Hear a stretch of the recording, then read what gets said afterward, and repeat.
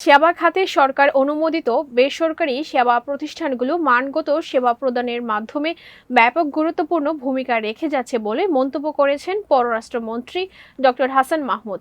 বিস্তারিত দেখুন চট্টগ্রাম ব্যুরো প্রতিনিধির বিশেষ প্রতিবেদনে। শনিবার সন্ধ্যায় নগরীর ৫ লাইশ এলাকায় ডিজিটাল এবং আধুনিক যন্ত্রপাতি সমৃদ্ধ এশিয়ান মেডিকেল সেন্টারের ফিতা কেটে আনুষ্ঠানিক উদ্বোধনকালে প্রধান অতিথির বক্তব্যে তিনি এই মন্তব্য করেন। এশিয়ান মেডিকেল সেন্টারের চেয়ারম্যান আলহাজ সালাউদ্দিন আলীর সভাপতিত্বে উদ্বোধনী অনুষ্ঠানে উপস্থিত ছিলেন প্রতিষ্ঠানের ভাইস চেয়ারম্যান আলহাজ মুজাহির ইসলাম। প্রতিষ্ঠানটি জানিয়েছে, এশিয়ান মেডিকেল সেন্টারের চিকিৎসা খাতে আধুনিকায়ন ও প্রযুক্তির উৎকর্ষতা প্রতিষ্ঠা করা হয়েছে। এরই মধ্য দিয়ে সর্বোচ্চ গুণগত মান ও রোগীদের সর্বনিম্ন খরচে সর্বোচ্চ চিকিৎসা নিশ্চিত করাই এ প্রতিষ্ঠানটির লক্ষ্য।